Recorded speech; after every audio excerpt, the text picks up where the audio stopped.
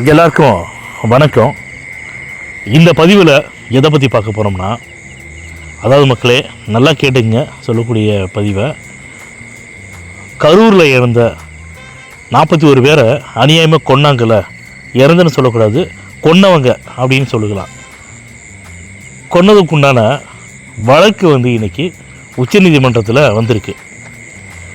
இந்த திமுக அரசு ஆளுங்கட்சி என்னென்னவெல்லாம் நாடகம் ஆடுறாங்க, யார் யாரை வச்சுலாம் நாடகம் ஆடுறாங்க அப்படிங்கிறது தெளிவாக புரியுது பாருங்களேன். மடியில் கனம் இருந்தால் தானே வழியில் பயம் இருக்கும் அப்படிங்கிற மாதிரி, நீங்கள் தான் எந்த தப்பு பண்ணலையே, எதுக்கு திரும்ப போயிட்டு உச்சநீதிமன்றத்தில் தனிநபர் ஆணையத்தை அருணா ஜெகதீசன் தலைமையில் திரும்ப விசாரிக்கணும் அப்படின்னு சொல்லி எதுக்கு நீங்கள் அங்கே வாதாடுறீங்க?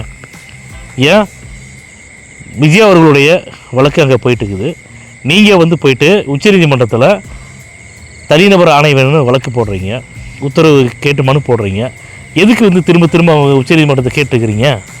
தப்பு யார் பண்ணுறாங்களோ அவங்களுக்கு தண்டனை கிடைக்கட்டுமே. விஜய் அவர்கள் மீது தான் தப்பாக இருக்குதுன்னு சொல்லி உச்சநீதிமன்றம் தீர்ப்பு வழங்குச்சுன்னா விஜய் அவர்களுக்கு தண்டனை கிடைக்க போகுது. இல்லை, இந்த 41 பேர் இறந்ததுக்கு திமுகவில் இருக்கக்கூடிய அமைச்சரான செந்தில் பாலாஜி தான் காரணம் அப்படின்னு சொல்லி தீர்ப்பு வழங்குறாங்க அப்படின்னா, செந்தில் பாலாஜி மேலேயும் திமுக மேலேயும் தண்டனை கொடுக்க போகிறாங்க.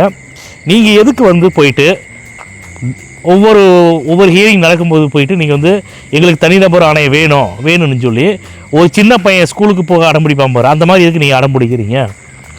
நல்லா பார்த்துட்டுங்க மக்களே, இந்த திமுக அரசு என்னென்னவெல்லாம் நாடகம் நல்லா பார்த்துட்டே இருங்க.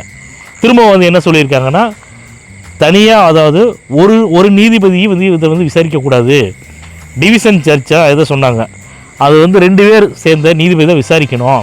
அப்படி இருக்க சொல்ல உயர்நீதிமன்றத்தில் திரு நீதிபதி செந்தில்குமார் அவர்கள் விசாரணை பண்ணினதை எல்லாத்தையும் நாங்கள் தீர ஆராய்ஞ்சு பார்த்துட்டு தான் என்னங்கிறத நாங்கள் சொல்லுவோம்.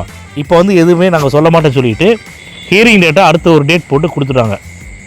இதிலேருந்து என்ன தெரியுதுன்னா, தமிழக மக்களுக்கு இந்த திமுக அரசால் எப்பவுமே எந்த ஒரு பாதுகாப்புமே கொடுக்க முடியாது, கொடுக்க மாட்டாங்க. அப்படிங்கிறதுல நான் என்னோடய தனிப்பட்ட கருத்தாக பதிவு பண்ணுறேன்.